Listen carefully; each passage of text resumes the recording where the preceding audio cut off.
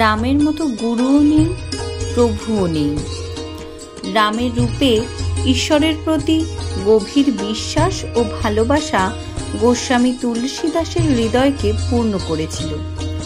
এটি মহাকাব্য রামচরিতমানস হিসাবে পৃথিবীতে প্রবাহিত হয়েছিল। এতে তিনি হৃদয় ছুঁয়ে যাওয়া ভগবানের সুন্দর ছবি এঁকেছেন। তিনি রামকে সুন্দর সুজানা বলে বর্ণনা করেছেন। সুন্দররা সবচেয়ে সুদর্শন ও কমনীয়। ঐশ্বরিক সৌন্দর্য মূর্ত এতটাই যে এমনকি খাড়া দূষণার মতো নির্মম রাক্ষস এবং তাদের লোকেদেরও তাকে দেখে তীর ছুঁড়তে মন ছিল না। তার সৌন্দর্য ছিল খুবই মনোমুগ্ধকর। রাক্ষস যদি বলতে পারে তবে তার ভক্তদের কথা কি বলা যায়? কেউ সুদর্শন হতে পারে, কিন্তু প্রশ্ন জাগে সেও কি বুদ্ধিমান? সুজানা মানে একজন জ্ঞানী, বুদ্ধিমান এবং বোধগম্য ব্যক্তি। কতবার আমরা অভিযোগ শুনতে পাই, কেউ আমাকে বোঝে না, কিন্তু ভগবান আমাদের অন্য কারোর চেয়ে ভালো বোঝেন। রামজি এই সমস্ত গুণের আবাস।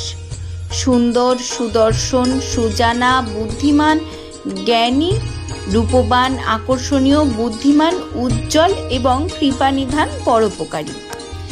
সাধারণত এই ধরনের গুণাবলী সম্পন্ন ব্যক্তি সময়ের সাথে সাথে অহংকারী এবং অহংকারী হয়ে উঠতে পারেন, কিন্তু ভগবান হলেন কৃপানিধান, করুণার আবাস।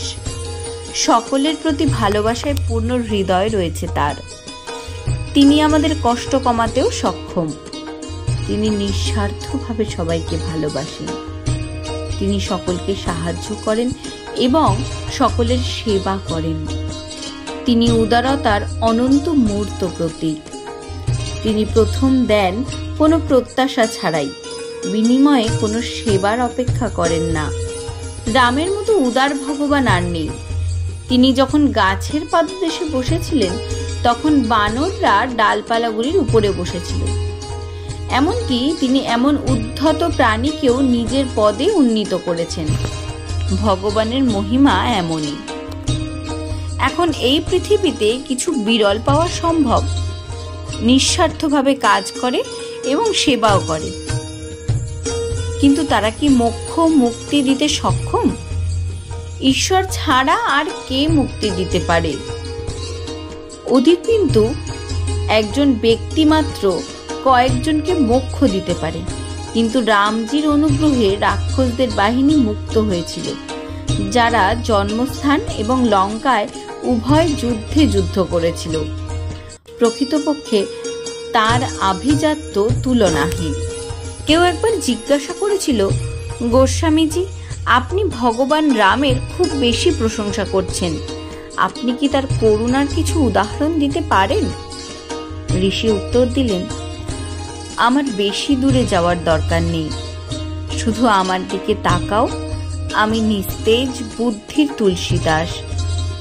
ভগবানের কৃপার এক ভগ্নাংশ দিয়ে এই দুর্লাড তোমার সাথে কথা বলছে। গোস্বামীজির নম্রতা সত্যিই হৃদয়স্পর্শী। গোস্বামীজির নম্রতা সত্যিই হৃদয়স্পর্শী। তিনি বলেন যে দুর্লাড তুলসীদাস সর্বোচ্চ, চিরস্থায়ী শান্তি অর্জন করেছিলেন, পায় পরম বিশ্রম।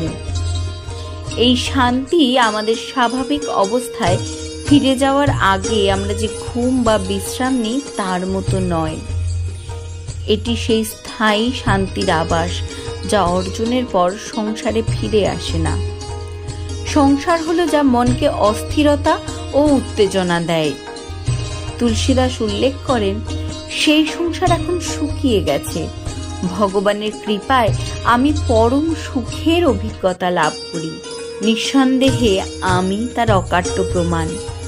আমাকে অন্য কারো উদাহরণ দিতে হবে না। অতএব আমি দ্ব্যর্থহীনভাবে বলতে পারি, রামের মতো কোনো গুরু নেই, কোনো প্রভু নেই। ধন্যবাদ। ভিডিওটিকে লাইক, শেয়ার এবং চ্যানেলটিকে সাবস্ক্রাইব করতে ভুলবেন না।